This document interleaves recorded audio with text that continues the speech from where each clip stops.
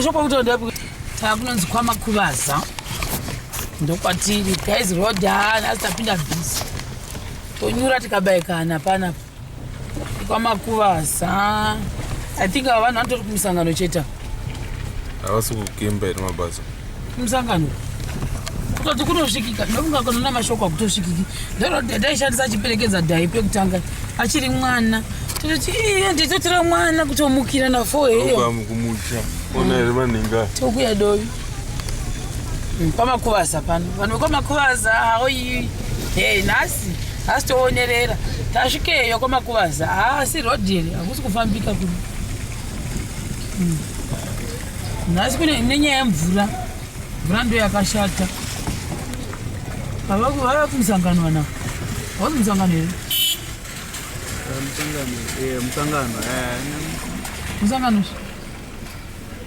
musangano uri kutombotoreri wachikana kutora amashopu hasi kubuda wani kutora bhazi rebhulu here Makuvaza hanhasi kune machakwi vanhu vekuMakuvaza mwari wee muri seiko. I miss you Makuvaza people. Hey pesa kwavainzikana kwana dhai kumashoko ko kukangonayo hondo road yavo ino vanotokudza kuti bhazi richatoindi saka kwatiri kuinda isu ndokubatasarwa neimwe station 1 yekuti tipfuuri pakashata pakakishira pakakwishira. So guys, with the people, tiri mungorashika chinda taona kumagrosa kune second floor guys kuno kumamisha panapa ndakushaya kuti panonzi panyi but I remember very well tichiperekedza dhai ndopanenge pakazara vana vechikoro vazhinji vanenge vachiita mashoko tonofonera pamberi apapo saka vanhu vari kuti isu zvatikoni apapo toda kuita kunonzi KuBaradzanwa toramba tiri straight asi vakadzi vane mufambo vatosvika usiku vanzi vane mufambo uriti ipapo Ford yanga ichiuya panapa. Ford yanga ichiuya panapa. Ford woyamira iyo iruseru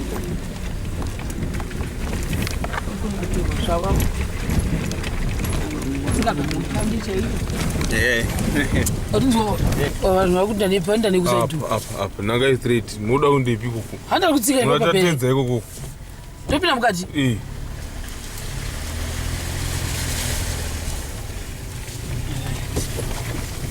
so kuno guys for the people ndo 10 of yatainda nayo kuchikoro kwana dhai ishi ndoenda kumashoko ane mufambo muchiona pakadai vaberure bengura mhene kukosa kana atanzi tinde straight uku ndo kunonzi KuBaradzanwa pane mufambo guys client yedu iyi haina nazotitsanangura kuti panapa pane mufambo from nyika growth point kuti achokwadi pane mufambo mukuru kwazvo ne muti andi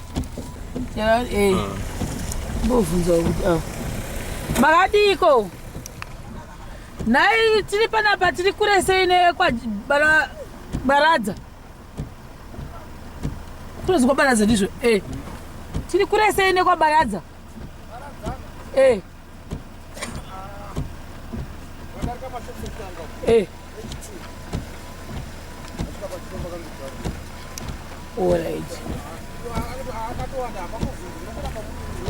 alright thanks saka uyamba chine chituwani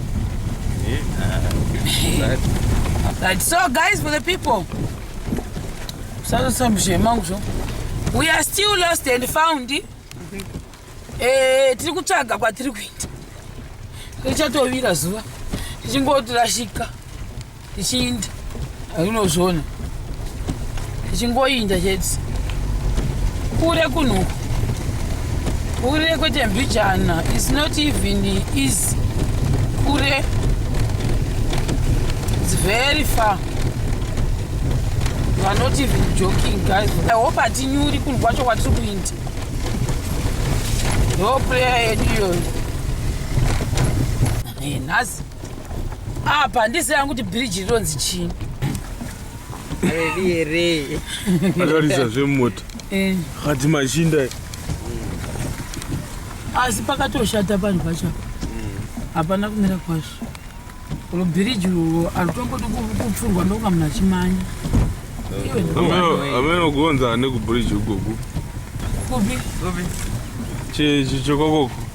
Yegose murwizi. Chokusaidi kubi. Chine mashoko. Ndichagoziva ipo. Ameno kuti valize. Hapana kumira kwazvo. Ameno valize bridge ndeve kupia. Apa pamashops atiri panapa kwanzi kunonzi kwaMutikizizi. Vanhu vakwaMutikizizi, vana vekumashoko kwaMutikizizi. Iwe nhasi nyika ndaiona, nyika yose yeZimbabwe ndaiona shuwa. Ai, Mutikizizi.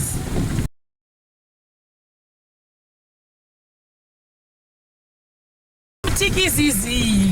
Hakumana bhikita nhasi ndaifamba. Wambo kusvika uye kuno nekepo.